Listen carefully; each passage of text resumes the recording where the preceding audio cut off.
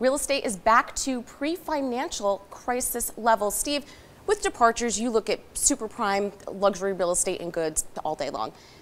The big topic of conversation is the $100 million apartment sale in New York.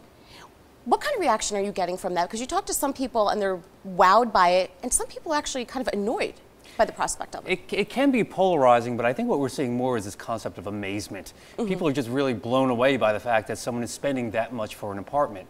But I think a lot of it has to do with the fact that there is so much wealth creation going on in the world, not just in the U.S., but from all around the world.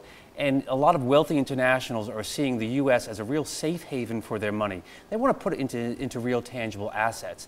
And I think a really important thing about what we're seeing in this real estate boom is that it's a lot of cash deals. These mega deals are being done with cash. People coming and spending $50, $60, $75 million in cash and paying it off. It's not like the last decade when it was no money down. Right. This is all cash deals. So in the last survey that Departures did with the CEOs that you focus on, it was interesting to hear that luxury retail isn't focusing on China or emerging markets as much, that the shift is back to North America.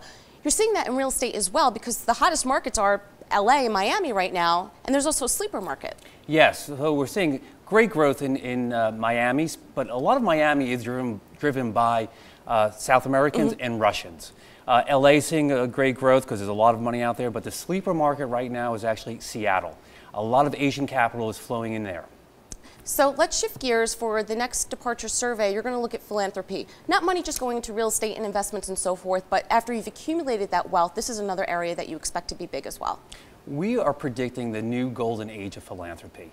You know, philanthropy has always been an important part of American culture. There's always been this inherent social responsibility among the wealthy to give back. I mean, just look around New York City alone. Right. Metropolitan Museum, the New York Public Library, hospitals. So there's always been this feeling to give back. Now with new wealth creation and new wealthy people, they are also buying into that philosophy. You know, and in the old days it was Rockefellers. More recently it's been Warren Buffett and Bill Gates. But now you look at Mark Zuckerberg and the amount of money that he's giving away. So I think it's a really important part of the wealthy DNA in America. Okay, thanks, Steve. We always appreciate your insight. Thank you. For TheStreet in New York, I'm Jill Malandrino.